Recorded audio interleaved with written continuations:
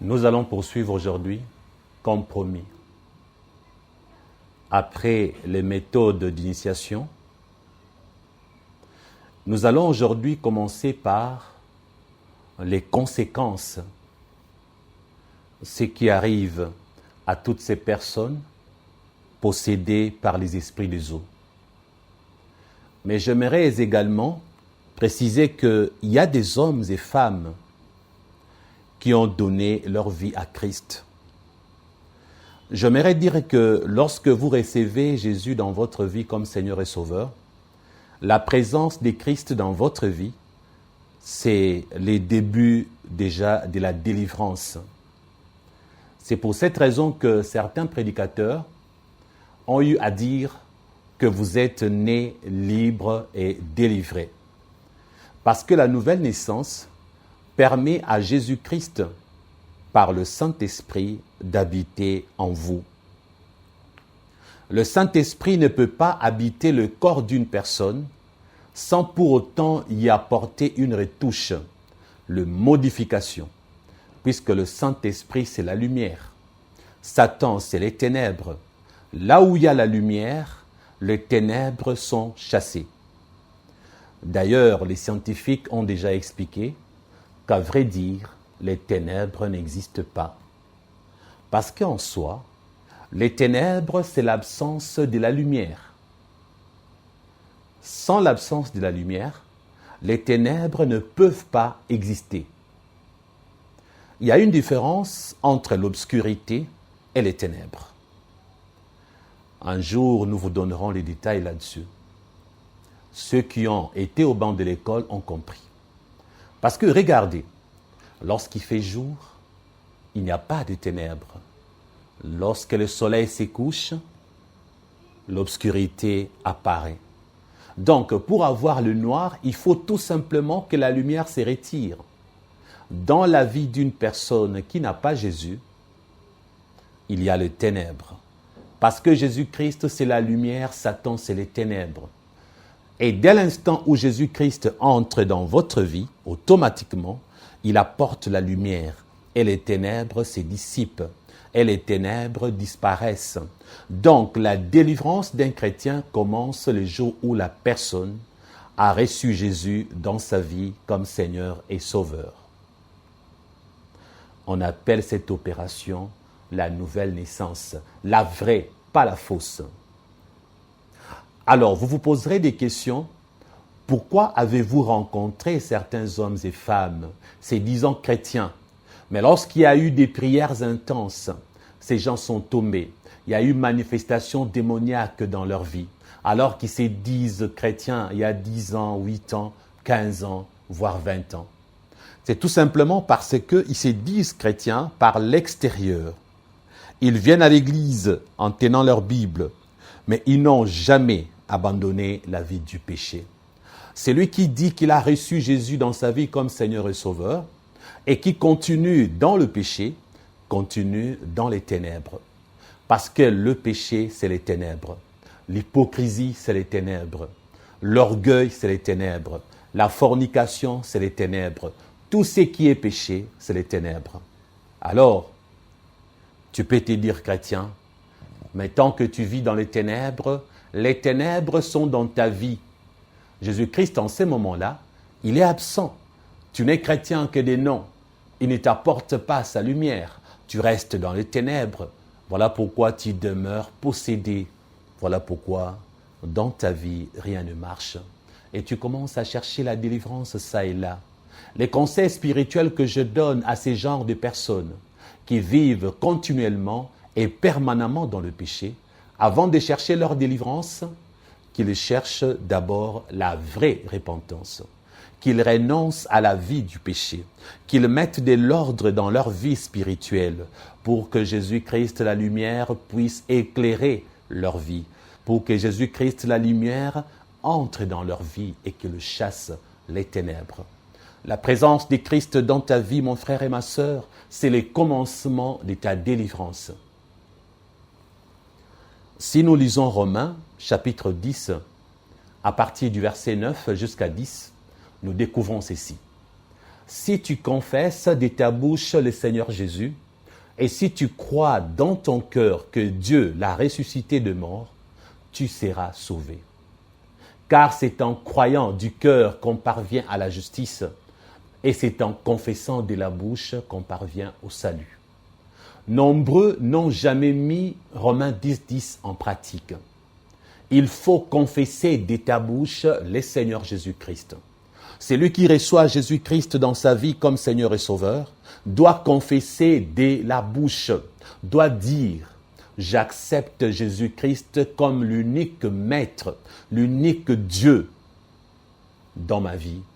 Je le reçois comme Seigneur et Sauveur, prononcé de la bouche.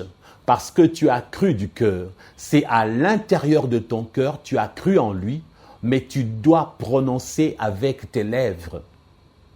Toute langue doit confesser le nom de Jésus. Mais si tu n'as jamais confessé de ta bouche, tu n'as cru que du cœur, tu n'es pas encore chrétien. Tu as cru du cœur, tu n'as pas prononcé de la bouche, tu n'es pas encore chrétien. Parce que la Bible dit, les démons également croient en Dieu et ils tremblent. Croire uniquement en notre Dieu ne sauve pas. Dans Jacques chapitre 2, verset 19, il est dit, « Tu crois qu'il y a un seul Dieu? Tu fais bien. Les démons le croient aussi et ils tremblent. » Frères et sœurs, si les démons eux-mêmes croient en Dieu et que toi également tu crois en Dieu, quelle est la différence? La Bible nous recommande de croire, mais pour être sauvé, de confesser de la bouche. Tu crois du cœur, tu prononces par tes lèvres. Toi qui t'es dit chrétien, si tu n'as jamais prononcé de ta bouche que tu croyais en Jésus, que tu l'acceptais comme Seigneur et Sauveur, il est possible que tu aies raté une étape importante du salut qui consiste à recevoir Jésus comme Seigneur et Sauveur. Maintenant, revenons. Lorsque les gens sont possédés par les esprits des eaux, lorsque les gens ont dans leur corps les esprits méchants, regardez les conséquences. Je vous donne une liste des choses qui se déroulent, qui se manifestent ou qui se passent dans leur vie. Vous allez remarquer pour ces gens, si vous êtes dans la liste, vous allez voir qu'il y a la rupture des mariages. Rares sont ces gens qui sont mariés une seule fois. La plupart des fois, ce sont des gens qui se marient, divorcent, se remarient, redivorcent, se remarient, redivorcent. Les divorces, la rupture des mariages, les séparations sont inspirés par les esprits des eaux. Oui, tout le monde ne divorce pas. Cet homme, cette femme qui vivent en couple sans se marier légalement, le jour où ils décident de se quitter, c'est la séparation et non le divorce.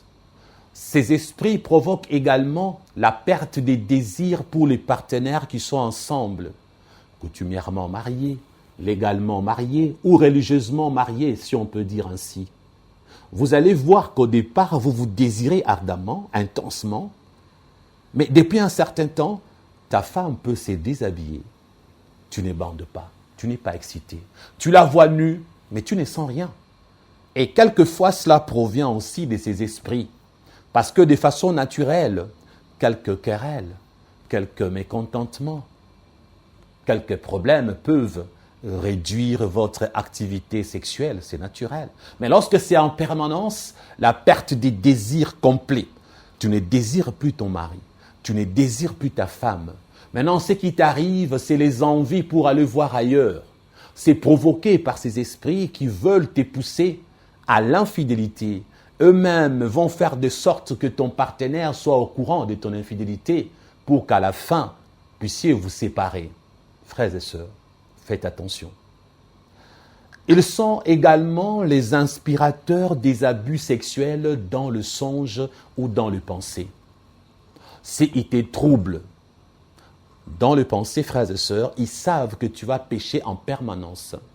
Il y a de ces hommes, quand ils voient une femme, automatiquement, ils se mettent à la déshabiller. Il y a des hommes qui déshabillent les femmes rien que dans leur pensée.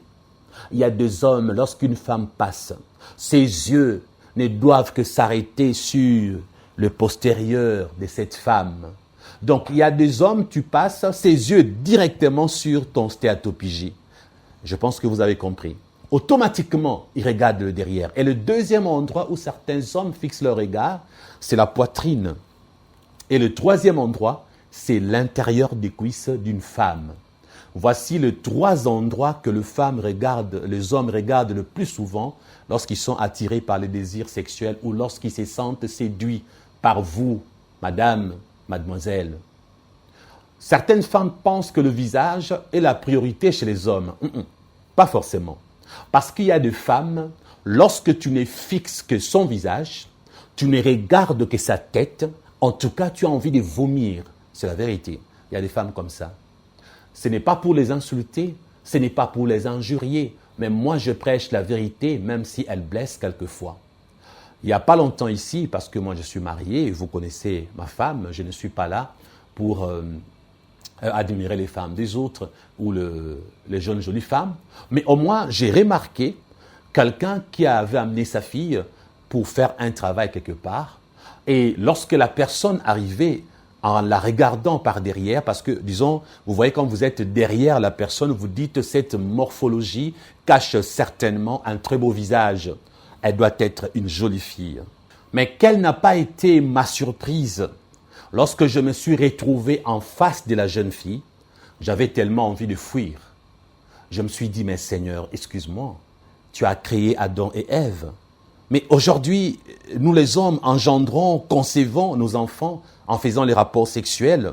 Je me suis vraiment posé la question, Seigneur, mais cette fille vient d'où?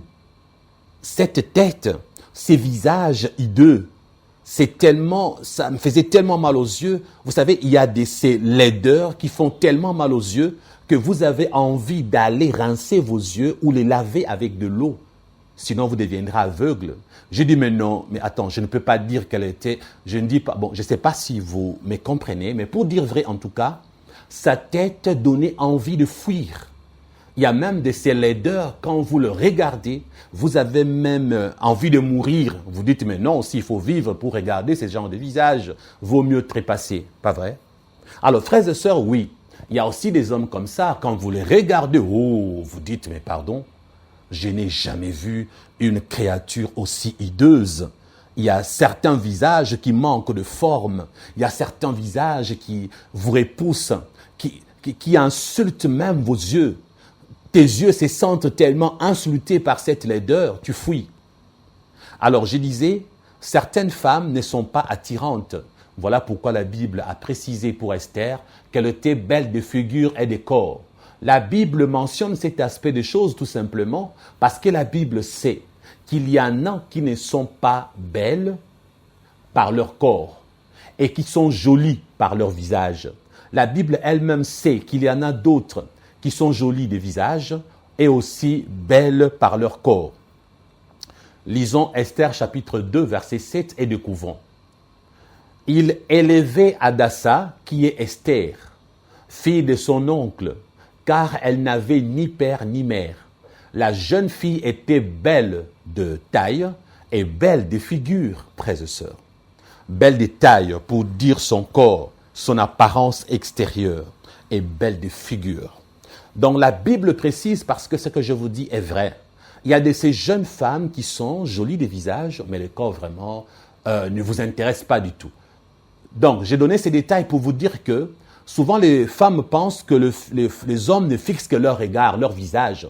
Il y a de ces hommes-là, tant que ton corps est merveilleux, tant que tu as le rondeur tant désiré, tant que ton corps est fantasque à souhait, tant que tu as des jambes sensuelles, tant que tu es pulpeuse, tant que tu es sexy, séduisante, tant que ton corps en vaut la peine, le visage ne compte pas à leurs yeux comme la sardine.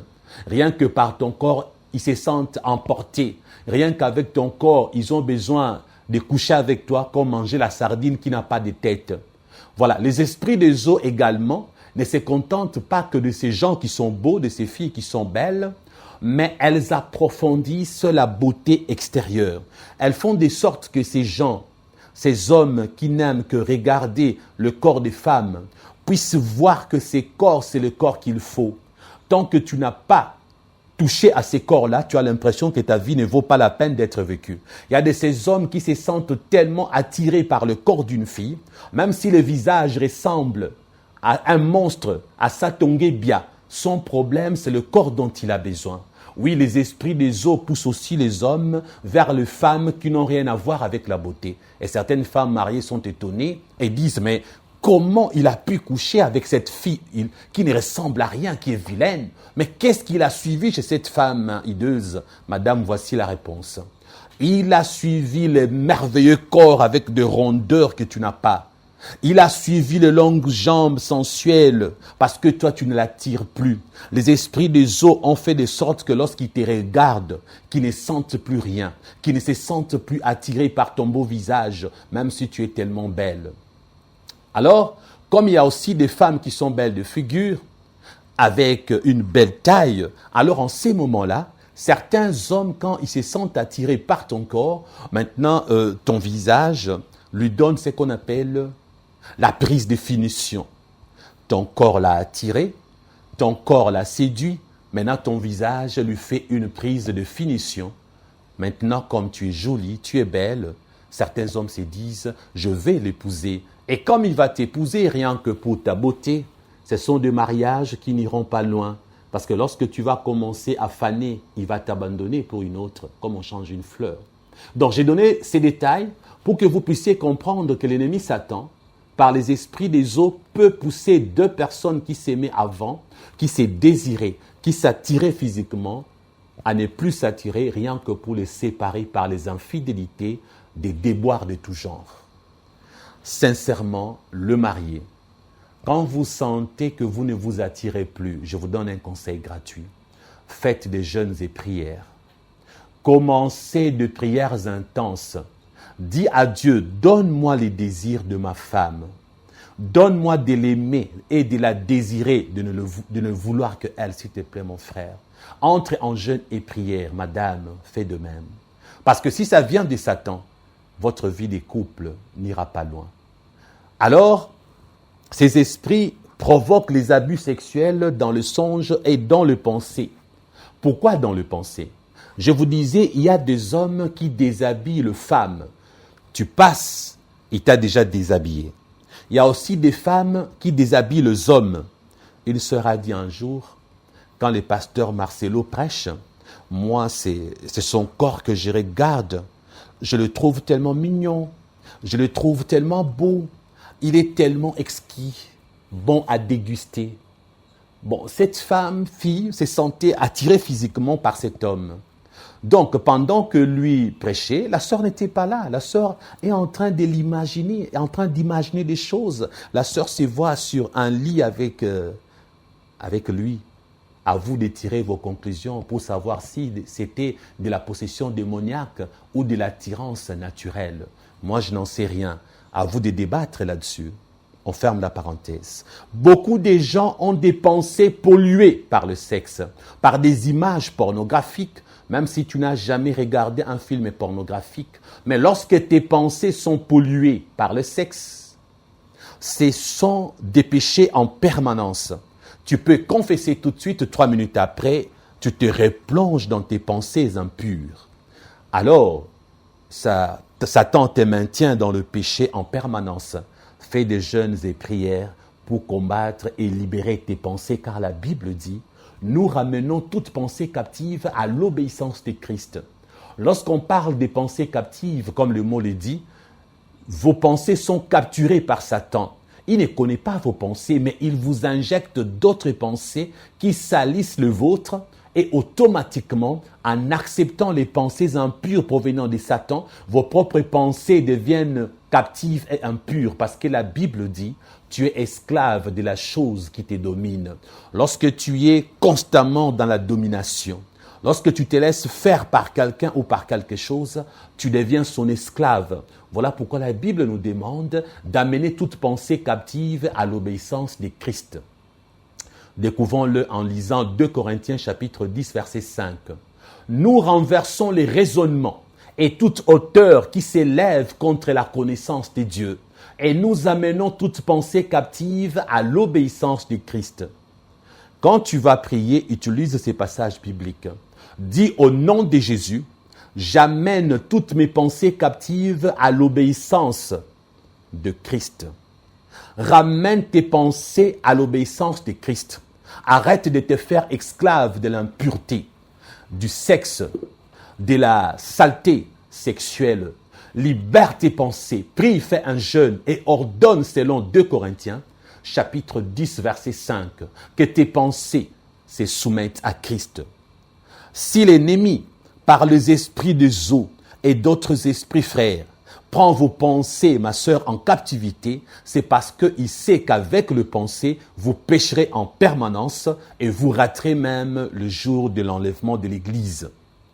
Et d'ailleurs, vous risquez même de mourir dans le péché à cause de vos pensées les jours de votre mort et vous retrouvez ainsi dans les séjours de mort. D'autres troubles causés par les esprits des eaux, les cas de fibrome installés par la sorcellerie chez les femmes africaines. Souvent, c'est la monnaie courante chez les femmes africaines. Aujourd'hui, mes amis, vous les Blancs, les Occidentaux, les autres races, peut-être que vous n'êtes pas au courant, demandez aux Africains qui sont en Afrique. Ils vous diront qu'actuellement en Afrique, toutes les jeunes femmes africaines qui ont dépassé l'âge de 30 ans, de 30 à 50 ans, la majorité ont des fibromes dans leur ventre. La majorité ont ce qu'on appelle le myome. D'ailleurs, les scientifiques en médecine ont essayé de chercher la cause de ces provenances des myomes, kystes, fibromes et autres, surtout chez les femmes africaines, n'ont pas trouvé. La majorité de nos mamans aujourd'hui en Afrique ont des myomes, des fibromes, et souvent, les sorciers installent ces genres de choses dans vos ventres sans que vous ne puissiez le savoir.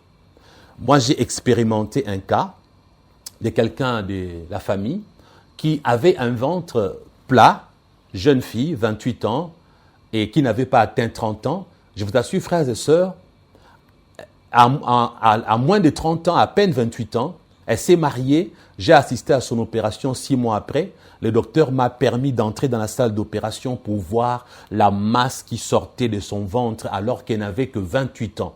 C'était un gros myome comme ça. Tout gros. Elle était mince, mais on n'arrivait pas à comprendre cette masse qui sortait de son ventre, alors que quand on l'a regardée, son ventre paraissait bien plat. Et cette masse, comment se cachait-elle à l'intérieur de son corps? C'était mystique, mais personne ne voulait croire. Quelques mois après, elle va avoir une autre grosse masse à l'intérieur. Ils ont fait des échographies, ils ont vu la grosse masse qu'il fallait encore retirer. On l'a amené à l'église, le pasteur Jacques-André Vernon a prié pour sa délivrance au nom de Jésus et pour sa guérison physique. Alors, qu'est-ce qui s'est passé? Elle s'est quand même décidée d'aller à l'opération, alors que pasteur Vernon venait de prier. Quand le médecin a ouvert son ventre, a regardé, c'était vide. Le médecin a été fâché, a dit, mais je sais que l'échographie a montré un gros myome, mais ce myome a disparu. Que se passe-t-il? Il a refermé parce que l'utérus était vide. Et je vous informe que cette sœur se fera réopérer plus de 2 fois à l'étranger. Et je vous informe encore que cette sœur n'avait pas compris que c'était un piège du diable. Il fallait seulement chercher le prière au lieu d'aller chercher la solution chez le médecin. C'était démoniaque, ça revenait, ça disparaissait parce que les démons se moquaient d'elle en utilisant la sorcellerie.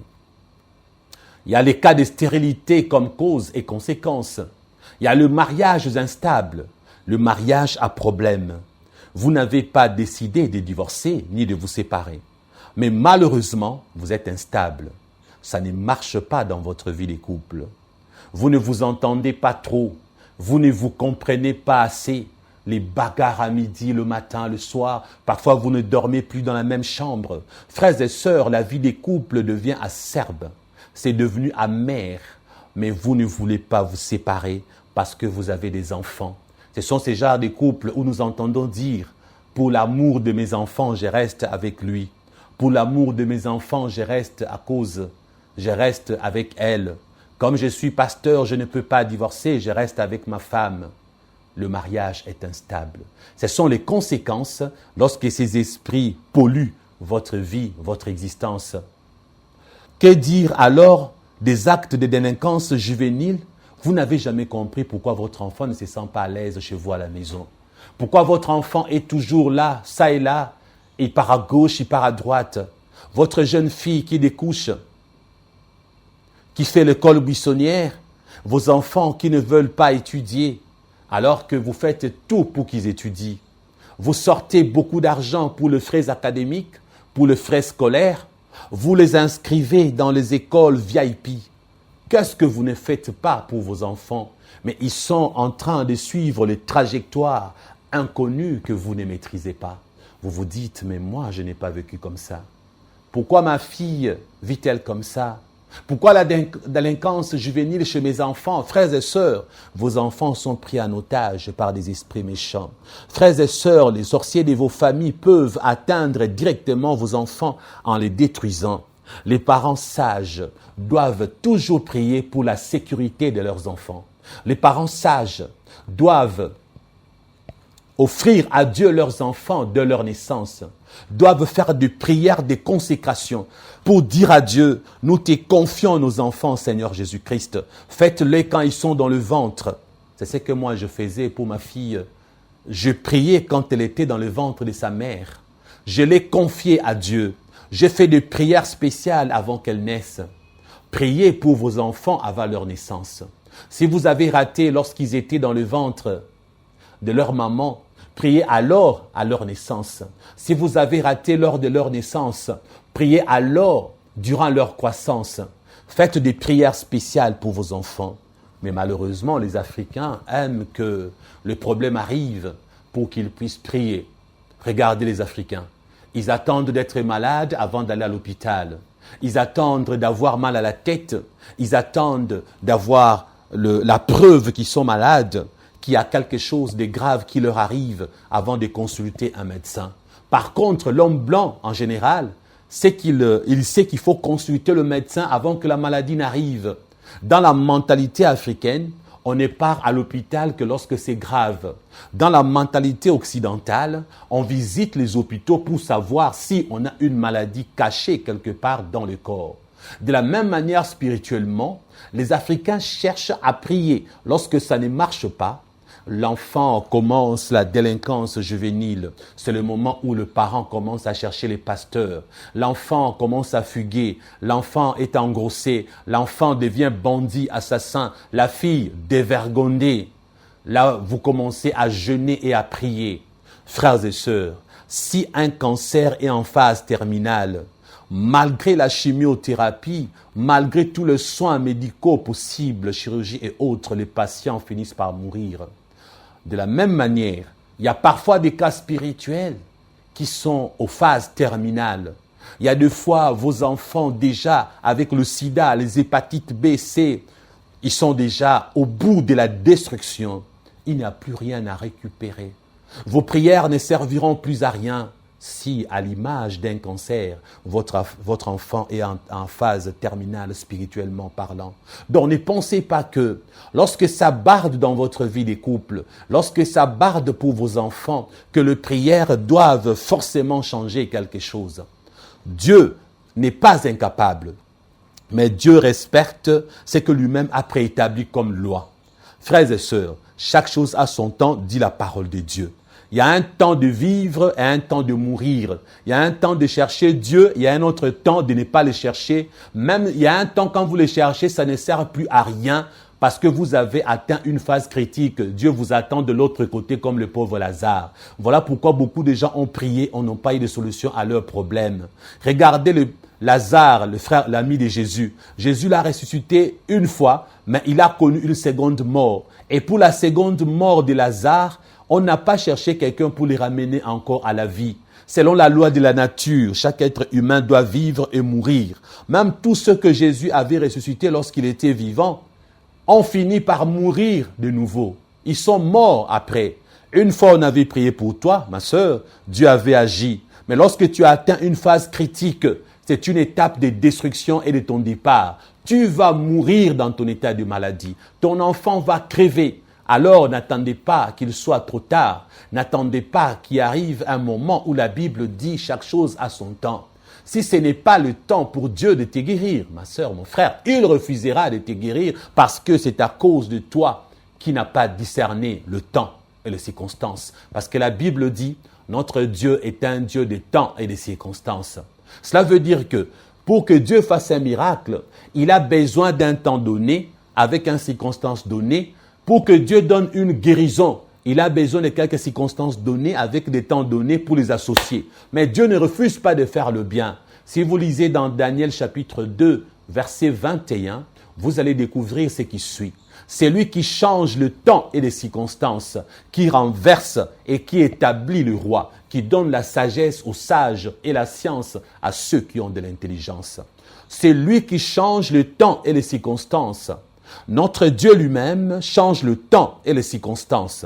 C'est lui qui a fait qu'il y a un jour et une nuit, qui est le matin et le soir, qui est la pluie, le vent, le chaud, le froid. C'est Dieu qui a permis toutes ces choses. Alors à un certain moment, tes prières ne peuvent pas changer un état si Dieu trouve que cet état ne peut pas être changé.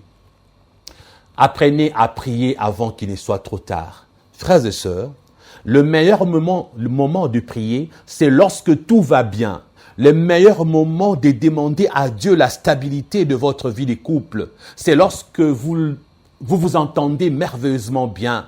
Le meilleur moment de prier pour vos enfants, c'est quand ils sont dociles, quand ils vous obéissent. Le meilleur moment de chasser les démons, c'est lorsque tout va bien. Faites des prières préventives. Priez avant que les malheurs n'arrivent. Priez avant que les dangers ne vous atteignent. Priez pour votre futur, car Dieu est capable de vous précéder dans votre futur pour baliser votre route, pour détrôner les diables dans votre futur, pour chasser les démons qui vous attendent dans le futur. Dieu fait toutes ces choses parce qu'il est présent. Il est présent dans le passé, présent dans le présent et présent dans le futur. Ne priez pas tardivement. Frères et sœurs, les esprits mauvais, les esprits méchants, les esprits de Zo, ce sont eux également qui poussent les gens au mariage tardif. Ces gens qui se marient à 50 ans, cet homme qui attend 70 ans pour se marier, cette femme qui se marie à l'âge de ménopause, le mariage ne te servira plus à rien. Même les rapports sexuels n'auront plus le même goût parce que tu as déjà fané, ma sœur, comme une fleur. Une fleur fanée, elle ne sert plus à rien. Une fleur fanée n'est bonne que pour la poubelle. Frères et sœurs, à quoi cela vous servira-t-il de vous marier tardivement lorsque vous êtes déjà fatigué et amorti? Vous avez commencé des maladies liées à l'âge, telles que le problème de tension, les diabètes, les hépatites. Bref, bon, je ne sais pas, je ne connais pas toutes les maladies, même de maladies qui ne sont pas attachées à la jeunesse ou à la vieillesse. Vous vous mariez amorti, vous vous mariez déjà détruit ou détruite. Le mariage tardif, il vous pousse à vous marier tardif pour se moquer de vous. Mais pour que vous puissiez vous marier tardivement, ce sont les démons qui vont vous inspirer ces genres de principes. Moi, pour épouser un homme, il doit être beau, il doit être mince, il doit ne pas être de telle tribu, il doit être de telle race, il doit être.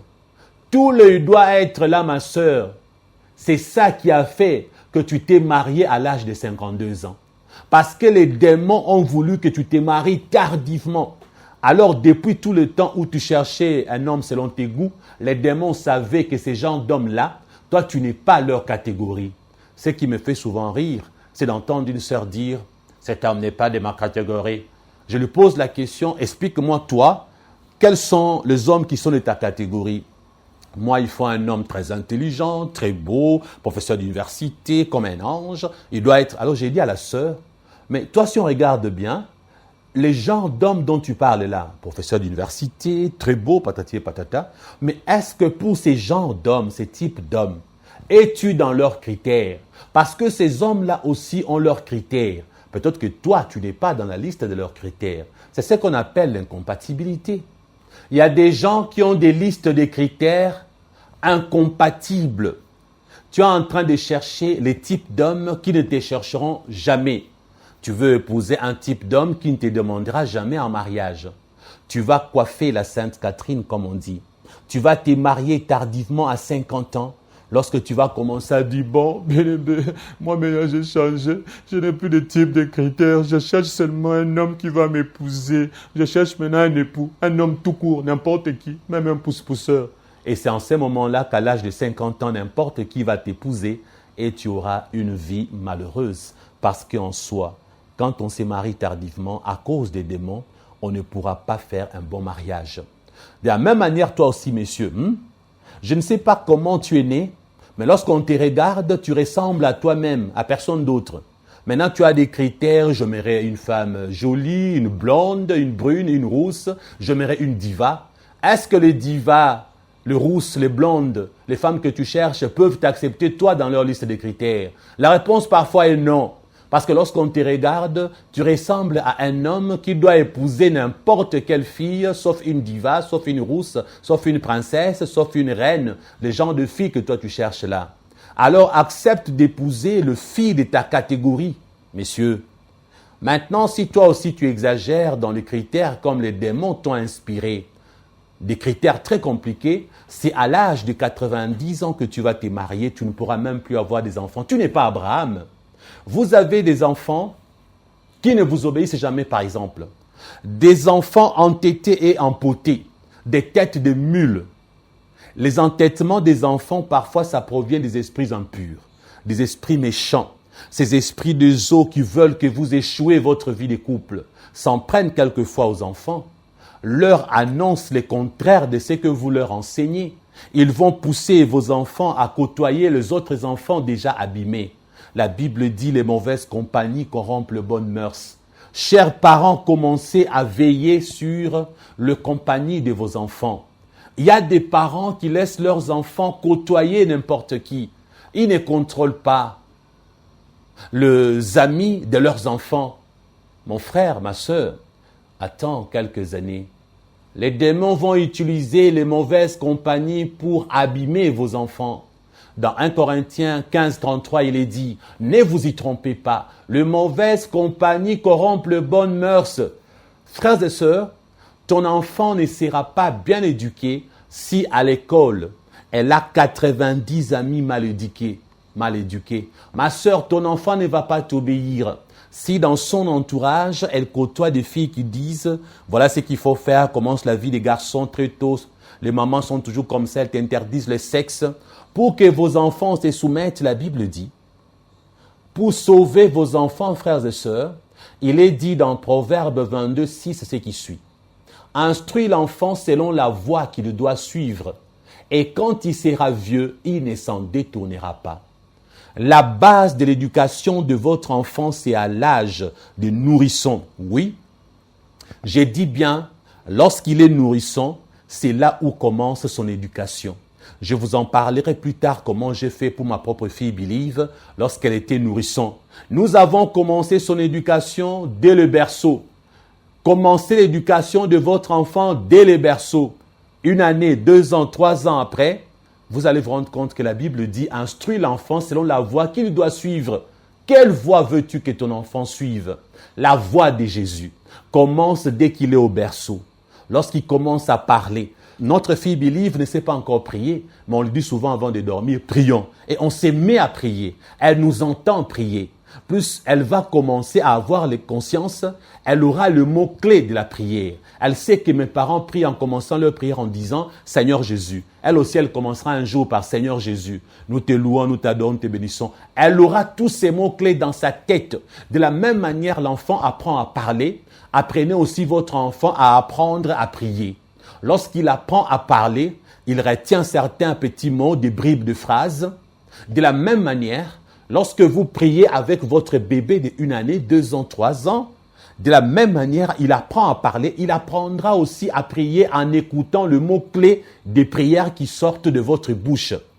Vous ne pouvez pas vouloir que votre enfant soit bien à l'âge adulte si vous ne veillez pas depuis l'enfance, si vous ne regardez pas son entourage, si vous ne sélectionnez pas ses amis, si l'enfant a une bonne base à la maison, L'enfant est condamné à réussir. Une fois à l'école, il se dira, mes parents m'ont déjà dit que je ne peux pas être ami à ces gens d'amis qui font le mal, les bêtises.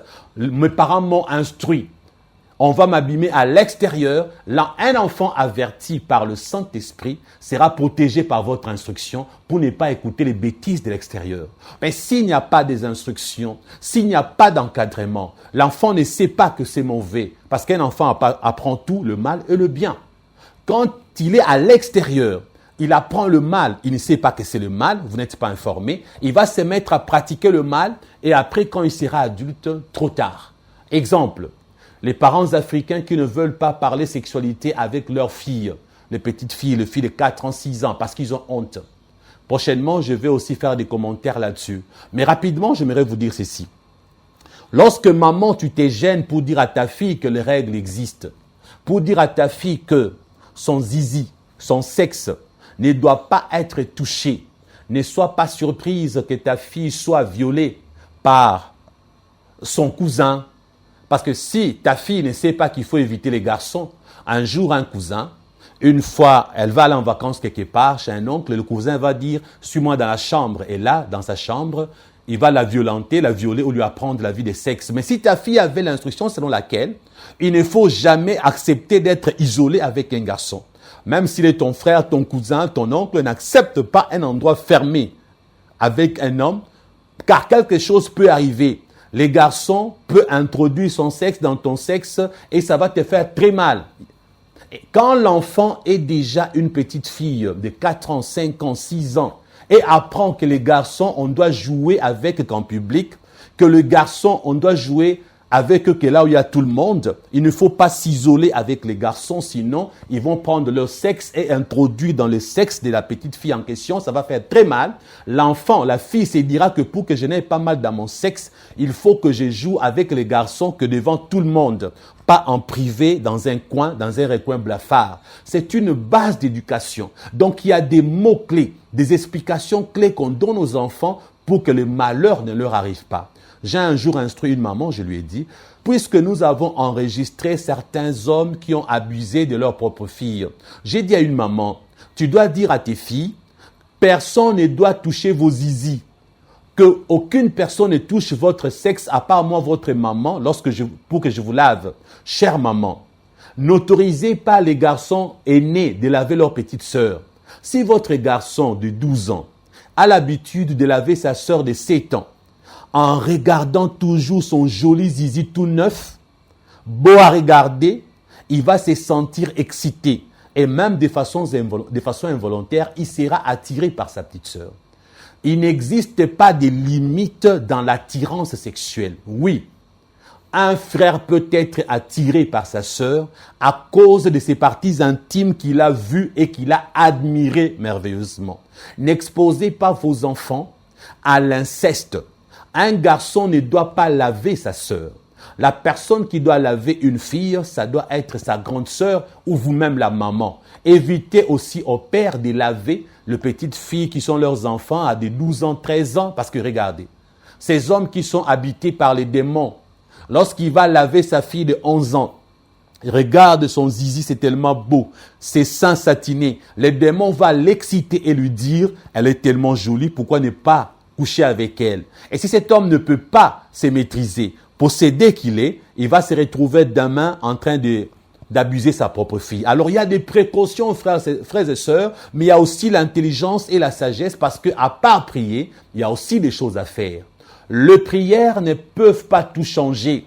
Votre enfant ne deviendra pas bien éduqué que par la prière au nom de Jésus soit très bien éduqué et il devient poli. Non. La part de l'éducation, c'est la part de l'éducation. La prière a sa part. Si vous avez raté la part de l'éducation, la prière ne modifiera rien. Il faut faire l'éducation à part, la prière à part, et les deux ensemble vous donnera un bon résultat. Et puis, il y a également les échecs dans les églises. Les échecs dans les églises locales. Ces endroits où on est censé venir prier pour être sauvé, pour être guéri, pour sortir victorieux. Mais dans les églises aujourd'hui, ce sont dans ces endroits-là que certains chrétiens sont blessés, que certains chrétiens ont été volés, Tu es en plein culte, on vole ton sac. Et c'est à l'église qu'on t'a escroqué de l'argent. C'est à l'église qu'un pasteur a violé ta fille. Aujourd'hui, les églises locales n'aident plus le chrétien à vivre une vie heureuse parce que les pasteurs ont oublié de dire aux chrétiens que Jésus avait déjà parlé du livret et de blé. Satan implante ses agents là où il y a les enfants de Dieu. Satan met les loups ravisseurs au milieu des brebis pour qu'ils les dévorent, qu'ils les égorgent. Les chrétiens doivent savoir qu'une église locale n'est pas un endroit de protection forcément. Les chrétiens doivent savoir que l'église locale aujourd'hui ne contient pas que de vrais chrétiens. Il y a tout le monde à l'église, sataniste, chrétien, faux chrétien, bon chrétien. Alors méfiez-vous des églises locales, placez votre confiance qu'en Jésus-Christ. Les échecs dans le ministère sont aussi poussés par les esprits méchants, les esprits des eaux. Ils aiment que vous échouez dans plusieurs domaines. Ma sœur, tu as été délivrée à moitié. Tu as encore quelques esprits des eaux en toi. Tu as l'appel de servir Dieu. Mais malgré ça, tu es servante de Dieu. Mais la nuit, tu es encore tourmentée par les maris de nuit. Tu as encore des couches de nuit et tu as encore des problèmes sexuels. Tu te sens attiré par les hommes. Tu aimerais coucher avec X, Y. Tu n'es pas à l'aise dans ta peau. Tu as des pensées impures. Tu es perdu dans tes pensées. C'est le sexe qui englobe la globalité de ton existence. Tu aimerais tellement réussir dans la vie des couples. Tu te poses 1001 questions. Tu es tellement inquiète. Mon frère, tu es inquiet. Et là, tu vas échouer dans le ministère. Parce que tu vas faire des choses contraires aux bonnes règles de conduite d'un serviteur de Dieu. Et un jour, on te mettra de côté. Tu vas mal te comporter et tu vas échouer. Et tu vas laisser des portes ouvertes aux démons qui vont t'utiliser. Il y a également la mythomanie comme conséquence. Lorsque les esprits des eaux attaquent, la mythomanie, c'est celui qui prend ses rêves pour la réalité. Il y a des gens éveillés, ils confondent la réalité et le rêve. Les choses qui sont dans sa tête, il le vit selon les rêves de son cerveau. La personne vit selon les rêves de son existence, ce qu'elle aurait voulu être, ce qu'elle aurait voulu avoir. Tu rêves ta vie au lieu de vivre tes rêves. Les gens qui rêvent leur vie, ce sont des gens qui ont cru qu'ils seront président de la République. Alors, lorsque vous leur informez, non, tu ne peux pas être président de la République. Toi, normalement, tu dois être directeur général. Non, quitte là-bas au nom de Jésus, sans effet, arrière de moi, Satan. Moi, je sais que c'est moi le futur président de ces pays. La personne est convaincue qu'il est le futur président. Elle est convaincue qu'elle sera la reine de ce pays alors que nous n'avons pas la royauté. Ces gens de personnes rêvent leur vie. Il y a des gens qui rêvent leur vie au lieu de vivre leurs rêves. Les mythomanes vivent dans un monde irréel. Les mythomanes, ceux qui sont frappés de la mythomanie, ils confondent la réalité avec le rêve. Ils vivent dans un monde parallèle de XOR et les CEREX. Ce sont des gens qui confondent la foi avec la présomption. Ils pensent avoir la foi, mais ce sont des personnes présomptueuses. La foi est différente de la présomption. Dans la foi, il y a la ferme assurance. Et dans la présomption, il y a la forte conviction. La conviction et l'assurance sont deux choses diamétralement opposées. Alors, qu'est-ce qui se passe? Beaucoup de gens qui sont présomptueux ont la conviction qu'ils confondent avec l'assurance. Et en ces moments-là, ils appellent leur conviction la foi. Et dans cette confusion, les démons vont les aider à se maintenir et à demeurer là-dedans. C'est ainsi qu'en confondant la foi avec la présomption, ils ne vivront jamais ce qu'ils ont dans leur tête. Rien ne s'accomplira. Ils ne verront pas l'accomplissement de leurs rêves tout simplement parce qu'ils ont cru que ça provenait de Dieu alors que ça provenait de Satan lui-même par ses démons. Pour aujourd'hui, nous allons nous arrêter là.